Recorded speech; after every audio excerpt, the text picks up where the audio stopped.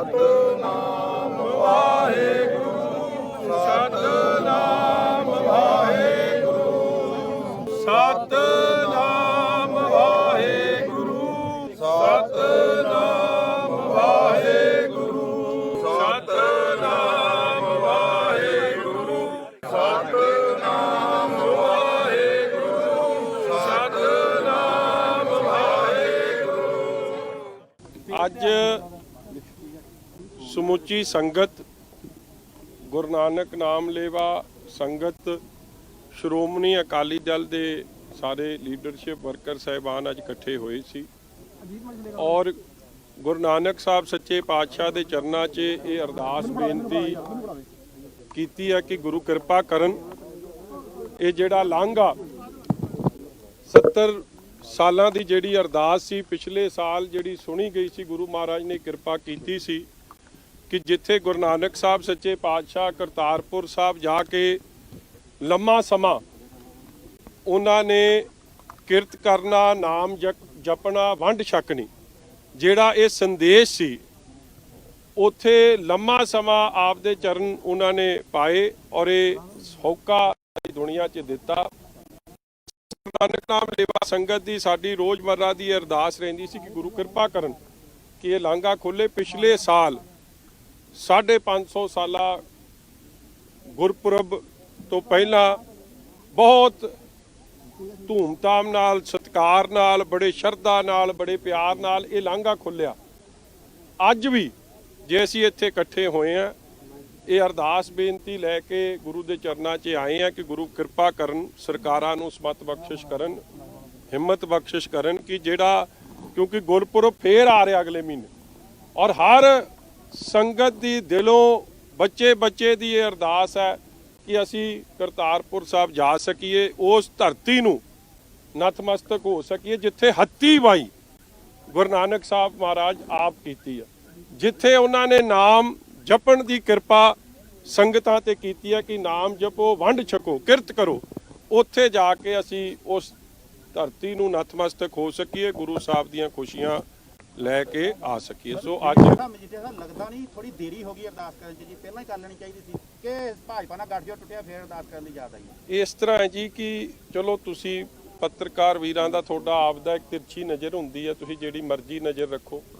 ਇਹ ਹੁਣ ਅੱਜ ਇਹ ਪੋਲਿਟਿਕਸ ਤੋਂ ਉੱਤੇ ਹੈ ਕਿਉਂਕਿ ਪਾਕਿਸਤਾਨ ਸਰਕਾਰ ਨੇ ਆ 2-4 ਦਿਨ ਪਹਿਲਾਂ ਹੀ ਉਹਨਾਂ ਨੇ ਆਪਣੇ ਵੱਲੋਂ ਇਸ ਗੱਲ ਦੀ ਮਨਜ਼ੂਰੀ ਦੇ ਦਿੱਤੀ ਹੈ ਕਿ ਸਾਡੇ ਵੱਲੋਂ ਰਸਤਾ ਖੁੱਲ੍ਹਾ ਤੇ ਸੁਭਾਵਿਕ ਹੈ ਕਿਉਂਕਿ ਦੋ ਦੇਸ਼ਾਂ ਦੀ ਗੱਲ ਹੈ ਜਦ ਉਧਰੋਂ ਖੁੱਲ ਗਿਆ ਤਾਂ ਫਿਰ ਇੱਥੋਂ ਦੇਰੀ ਨਹੀਂ ਹੋਣੀ ਚਾਹੀਦੀ। ਔਰ ਵੱਡੀ ਗੱਲ ਕੁਝ ਦਿਨ ਪਹਿਲਾਂ ਹੀ ਖਬਰ ਲੱਗੀ ਆ ਕਿ ਸਾਰੇ ਗੁਰਧਾਮ ਜਿਵੇਂ ਮੱਕਾ ਮਦੀਨਾ ਉਹ ਵੀ ਅੱਜ ਤੋਂ 2-4 ਦਿਨ ਪਹਿਲਾਂ ਹੀ ਖੁੱਲਿਆ ਔਰ ਜਦ ਅੱਜ ਹਿੰਦੁਸਤਾਨ 'ਚ ਸਾਡੇ ਦੇਸ਼ 'ਚ ਭਾਰਤ ਦੇਸ਼ 'ਚ ਸਾਰੀ ਗੁਰਧਾਮ ਹਰ ਧਰਮ ਨਾਲ ਸੰਬੰਧਿਤ ਇਹ ਗੁਰਧਾਮ ਖੋਲ੍ਹਤੇ ਗਏ ਆ ਫਿਰ ਜੇ ਹਰ ਗੁਰਧਾਮ ਖੋਲ੍ਹਤੇ ਗਏ ਆ ਤੇ ਫਿਰ ਇਸ ਗੁਰਧਾਮ ਦੇ ਰਸਤੇ ਨੂੰ ਵੀ ਜਲਦ ਤੋਂ ਜਲਦ ਖੋਲ੍ਹਣਾ ਚਾਹੀਦਾ। ਇਹਦੇ 'ਚ ਕਿਸੇ ਤਰੀਕੇ ਦੀ ਪੋਲਿਟਿਕਸ ਨਹੀਂ। ਹਾਂ ਇਹ ਜ਼ਰੂਰ ਹੈ ਮੈਂ ਸਮਝਦਾ ਹਾਂ ਕਿ ਜੋ ਅੱਜ ਕੱਲ੍ਹ ਜੋ ਹਾਲਾਤ ਬਣੇ ਆ ਜਿਹੜਾ ਉੱਥੇ ਜਾ ਕੇ ਨਤਮਸਤਕ ਹੋਊਗਾ ਉਹਨੇ ਅਰਦਾਸ ਤਾਂ ਇੱਕੋ ਕਰਨੀ ਆ ਨਾਨਕ ਨਾਮ ਚੜ੍ਹਦੀ ਕਲਾ ਤੇਰੇ ਭਾਣੇ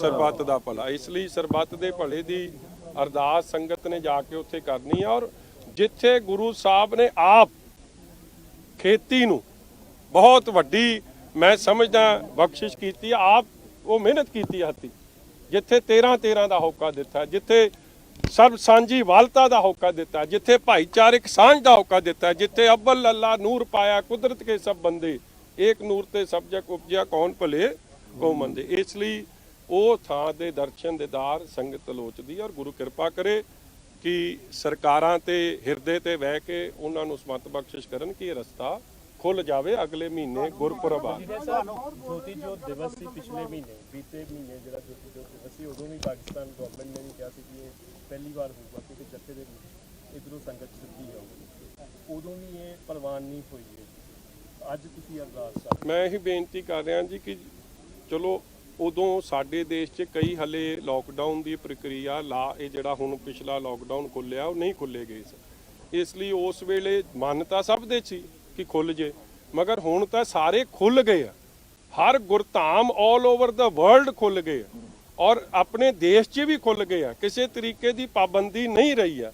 ਔਰ ਗੁਰਪੁਰਬ ਆ ਰਿਹਾ, ਕਿਉਂਕਿ ਪਿਛਲੇ ਸਾਲ ਵੀ ਗੁਰਪੁਰਬ ਨੂੰ ਮੁੱਖ ਰੱਖਦਿਆਂ ਸਰਕਾਰਾਂ ਦਾ ਜ਼ੋਰ ਲੱਗਿਆ ਸੀ ਦੋਵੇਂ ਪਾਸੇ ਕਿ ਖੁੱਲ ਜਾਣ।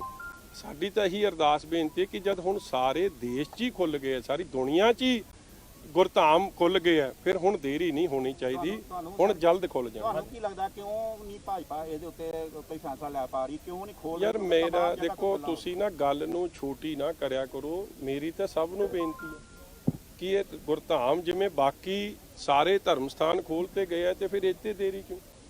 ਇਹ ਜਲਦ ਤੋਂ ਜਲਦ ਖੁੱਲ੍ਹਣੇ ਚਾਹੀਦੇ। ਗੱਲ ਤਾਂ ਰਸਤਾ ਖੁੱਲਿਆ, ਜਿਹਨੂੰ ਪੋਲਿਟਿਕਸ 'ਚ ਕਰਕੇ ਇਹਨੂੰ ਛੋਟਾ ਜਾਂ ਨੀਵਾਂ ਜਾਂ ਘਟਾਉਣ ਦੀ ਨਾ ਕਰੀਏ। ਅੱਜ ਮੇਰੀ ਤਾਂ ਬੇਨਤੀ ਆ ਕਿ ਇਸ ਗੱਲ ਤੇ ਸਾਡੀ ਭਾਵਨਾ ਗੁਰੂ ਨਾਨਕ ਨਾਮ ਲੈਵਾ ਸੰਗਤ ਦੀ ਆਲ ਓਵਰ ਵਰਲਡ ਦੀ ਭਾਵਨਾ ਹੁਣ ਧਿਆਨ ਦੇਣਾ ਚਾਹੀਦਾ। ਅਕਾਲੀ ਦਲ ਵੱਲੋਂ ਅੱਗੇ ਭਾਰਤ ਸਰਕਾਰ ਨੂੰ ਕੋਈ ਮੰਗ ਪੱਤਰ ਦਿੱਤਾ ਜਾਊਗਾ? ਕੀਰਤਨ ਕਰਕੇ ਕੀ ਮੈਸੇਜ ਆਉਂਦਾ ਉਹ ਇਹ ਅਪੀਲ ਦੇਖੋ, ਗੁਰੂ ਸਾਹਿਬ ਦੇ ਇਹ ਬਖਸ਼ਿਸ਼ ਹੈ ਜੀ। ਕੀਰਤਨ ਕਰਨਾ, ਨਾਮ ਜਪਣਾ, ਇਹ ਗੁਰੂ ਦੇ ਚਰਨਾਂ 'ਚ ਅਰਦਾਸ ਬੇਨਤੀ ਆ ਸਾਡੀ, ਤੇ ਗੁਰੂ ਸਾਹਿਬ ਵੀ ਕਿਰਪਾ ਕਰਨਗੇ, ਸਰਕਾਰਾਂ ਦੇ ਹਿਰਦਿਆਂ ਨੂੰ ਹਿਲਾਉਣਗੇ, ਜਿਹੜੇ ਧਿਆਨ ਦੇਣਗੇ ਇਸ ਗੱਲ ਵੱਲ ਕਿ ਇਹ ਖੁੱਲਣੇ ਚਾਹੀਦੇ।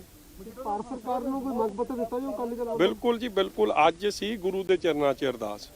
ਹੁਣ ਇਸ ਤੋਂ ਬਾਅਦ ਕੇਂਦਰ ਦੀ ਸਰਕਾਰ ਨੂੰ ਜਾ ਕੇ ਇਹ ਜ਼ਰੂਰ ਕਵਾਂਗੇ ਕਿ ਇਹ ਰਸਤਾ ਖੁੱਲਣਾ ਚਾਹੀਦਾ। ਹੰਸਰਾਜ ਹੰਸ ਦੇ ਸਵਾਲਾਂ ਦਾ ਕੀ ਕਹੋਗੇ ਜੀ? ਉਹ ਬੜਾ ਬੋਲਦੇ ਪਏ ਅੱਜ ਕੱਲ੍ਹ। ਉਹ ਕਹਿੰਦੇ ਜਿਹੜਾ ਪਹਿਲਾਂ ਵੀ ਮਾਨ ਛੱਡਿਆ ਸੀ ਅਕਾਲੀ ਦਲ ਦੇ, ਹੁਣ ਵੀ ਅਕਾਲੀ ਦਲ ਸੀਰੀਅਸ ਨਹੀਂ ਹੈ ਅੱਛਾ, ਖੇਤੀ ਦੇ ਅੱਜ ਮੈਂ ਨਾ ਸਿਆਸੀ ਗੱਲ ਕਰਨੀ ਨਹੀਂ, ਉਹ ਸੀਰੀਅਸ ਹੈ, ਹੀ ਗੱਲ ਚੰਗੀ ਹੈ।